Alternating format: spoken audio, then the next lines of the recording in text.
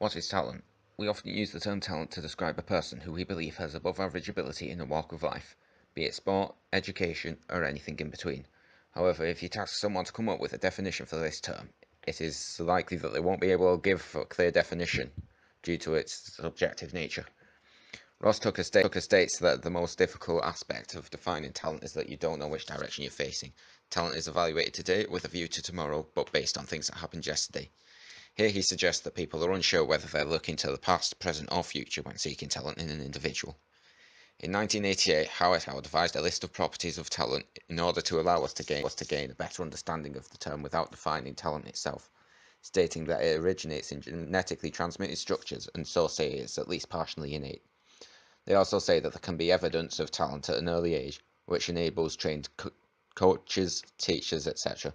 to identify where talent may be present before an elite level of performance has been reached, and these early indications of talent may suggest which individuals are likely to excel in the future. This list of properties brings to the fore the nature-nurture debate and whether or not talent is innate, meaning it comes naturally to an individual, or whether it can be developed through knowledge and experiences. My personal definition of talent is a person's natural ability to conduct a certain activity. The level of an individual's talent can be used as an indicator as to the level of success they can potentially achieve in their given area, although this is not the be-all and end-all factor in determining what can be achieved. I believe that while ability is something that can be developed over time, talent is something that is natural to an individual. However, I do not believe the level of talent you have will unilaterally define how far you can go as an athlete, academic, etc.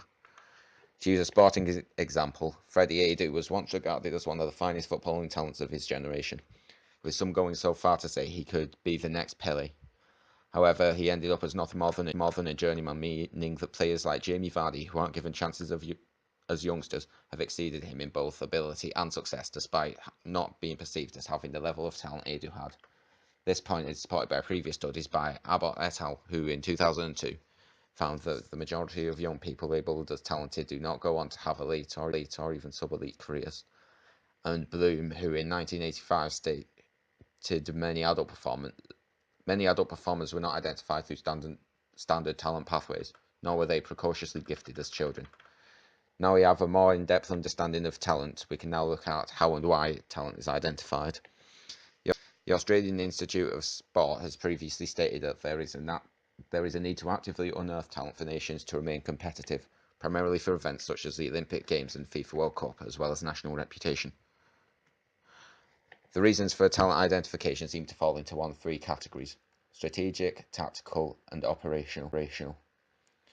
Strategic reasons for identifying talent usually involve trying to gain an edge over competitors in a competitive environment, something which is prominent within professional football.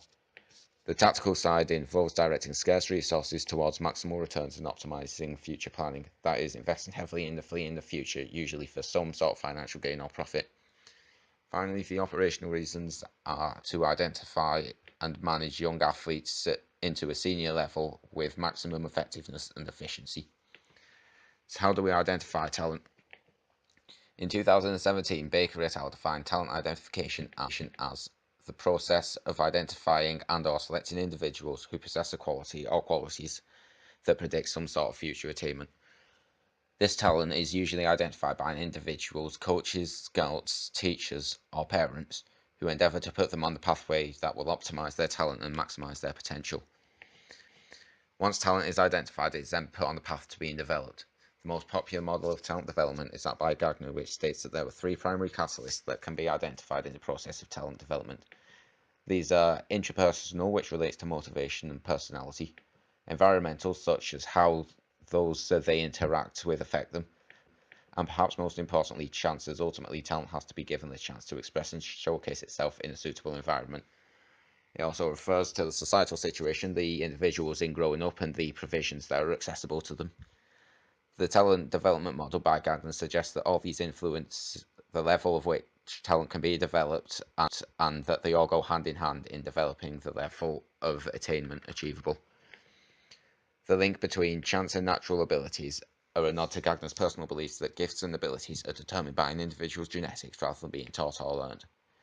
The link between chance and intrapersonal catalysts and the development process relates to the sustainability of the performers in the area as they ultimately seek to achieve and succeed in.